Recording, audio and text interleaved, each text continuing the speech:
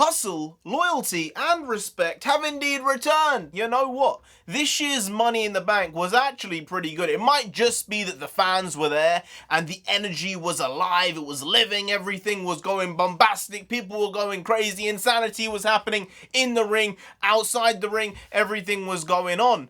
But I think the way a show ends is really how you remember it in the long term. And this show definitely had a bombastic ending. Hey, NarendraTheComic here. Right now, we're just going to be talking about Money in the Bank, baby. The bank balance was red, and there were some actual good matches, proper matches in this pay-per-view. But we'll just start with the ending because it kind of just left your jaw on the floor. Like, what? John Cena, the big man of WWE, 16-time world champion, returning, looking to become the 17th, looking to become probably the greatest ever of the modern era. And I don't think that's up for debate. I think when you look at it, you got Randy Orton up there, you got Chris Jericho, who's kind of cross eras. Maybe you can include some others, but he's really the guy. He is number one, whether you like it or not. He is Mr. WWE, or has been for 15 years. And I will say, the cheer he got when he came back was the biggest cheer I've ever heard him get in my life. There was like no negative Cena sucks. I couldn't hear it because it was just overshadowed, if it was there, by, I don't know what they were saying, but the noise was unbelievable. And the man is there for the Universal Championship, all right? He wants Roman Reigns gone. If you remember back maybe 4 or 5 years, there was that huge botched job from Roman Reigns when he was delivering a promo, and it was god-awful. The guy absolutely shit his pants, and John Cena ripped him for it. But in John Cena doing that, Roman Reigns actually improved his mic skills. They got Paul Heyman involved, and now you can really see him as a legitimate lead man in the company. Before it felt really forced, now it's like, no, he's there for a reason. He's good at what he does. And what he does is put butts in seats. And now this big, huge Goliath matchup that wouldn't have been a Goliath matchup 3 years ago or 4 years ago is gonna be humongous if it does happen at SummerSlam. And let's be fair, we all know why John Cena's back. He's here to promote Suicide Squad. That's what this is about. This is what's happening. SummerSlam, Suicide Squad kind of coinciding at the same time. He's become The Rock. He's a part-timer doing the big events. I mean, the Seth Rollins interference was kind of unnecessary in the Edge match, but now I'm thinking there's going to be a Roman Reigns versus John Cena match and a Seth Rollins versus Edge match, and the winner of the Edge and Seth Rollins match is going to eventually face the winner of John Cena versus Roman Reigns. And I'm telling you, this could be a big one. I think eventually there is that match there, if The Rock wants it, for Roman Reigns versus The Rock. And especially with the storyline they're going with, you know, the Samoan high table, this type of stuff. I'm not really keyed into what's happening because I don't watch the product on a weekly basis. I kind of just catch it whenever, and I watched this pay-per-view over a couple of days. But my guys, this was some big shit. Plus, above all else, huge news. Big E! He won Money in the Bank, my guy. This guy deserves the push. You know Kofi, when he got that push, that was huge.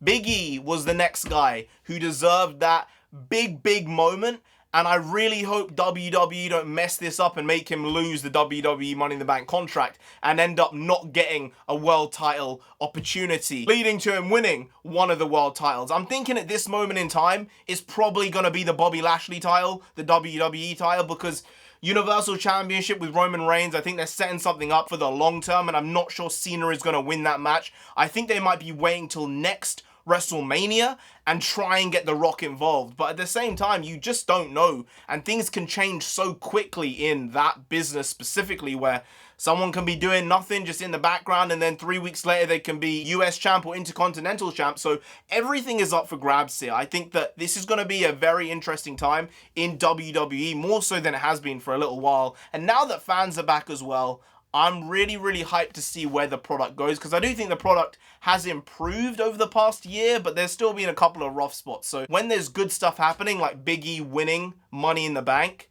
I can't hate it. I have to say, I hope you don't mess it up. That could be huge. I still remember seeing him for the first time with Dolph Ziggler and AJ Lee, and I thought, that guy has something. And he wasn't even the character he is now, but you could see there was something there. So that's great. But then there's also Nikki Cross winning.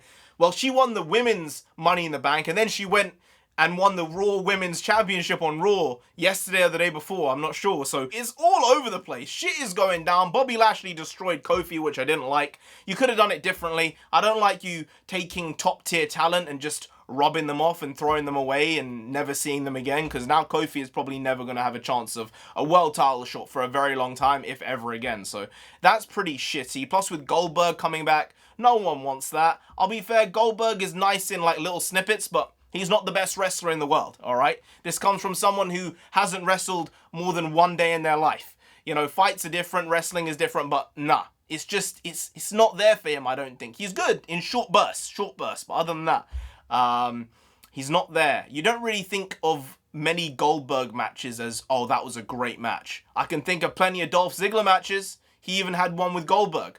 You can think of some Cody Rhodes matches. Quite a lot of them. That guy was super underrated when he was in WWE. He never got the opportunity, even though he's basically blood in this industry. But other than that, these are exciting times for wrestling fans coming back into the world, really filling out stadiums, getting to feel the energy, the vibe, the love, the hate, all the above. And if they come here, I have to come see them. I have to get it done, because I've never had the privilege or pleasure of seeing a WWE product live, and that's something I wanted to do, and then the pandemic struck and it never happened, but next time it's happening. Anyway, guys, if you did enjoy this video, please like, share, comment, and subscribe to the channel down there. If you didn't, John Cena's gonna come after you. Big man, big man, big man. You don't want that. No, you really don't. So just subscribe anyway to avoid that. I've been NarendraTheComic. You've been Ron. We'll see you next time. That's tomorrow if you don't make a video every single day.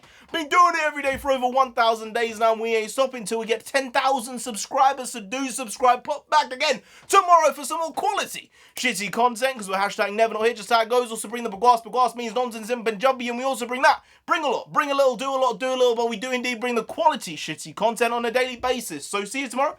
More of the same, slightly different, but essentially the very same. Once more, see you then. Skadoosh.